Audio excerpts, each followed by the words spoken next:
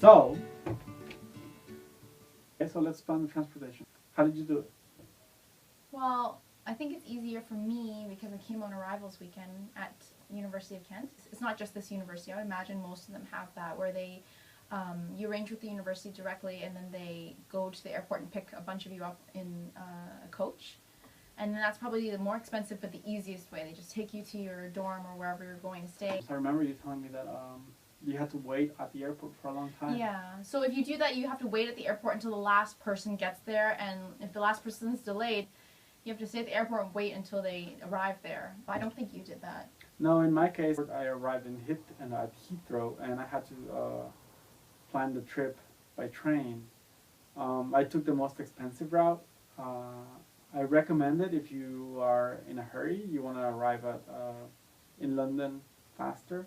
You can take the Heathrow Express. Where does it go, the Heathrow Express? To Paddington. So you travel still from Heathrow to Paddington.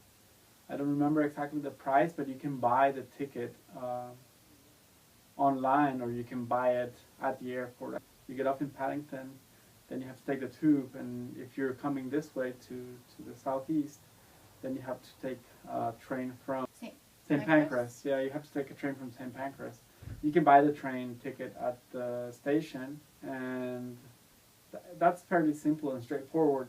I think the most nerve-wracking thing was to make the transfer from the Heathrow Express. Heathrow's probably the best airport to land in because you can take actually the tube, which is their version of a subway, or if you're from Vancouver, a SkyTrain, just their main public transportation, which is going to be the cheapest way to go about it. I originally landed in Gatwick. That isn't connected to the tube, so you have to find a way to pay some sort of train or some other coach.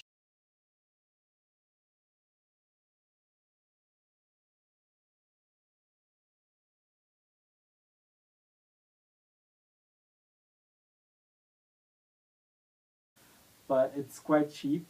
It was around £10 to come from, maybe less, to come from, or £15, something like that, to come from Heathrow all the way to Kent. The problem with that option is that the traffic around London is incredibly crazy. It's so bad that there's moments on the trip that the bus doesn't even move.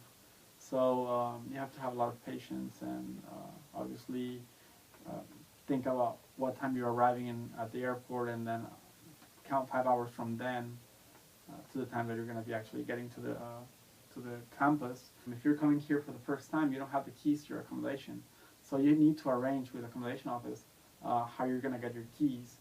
I know because I expected to come here after the arrivals weekend.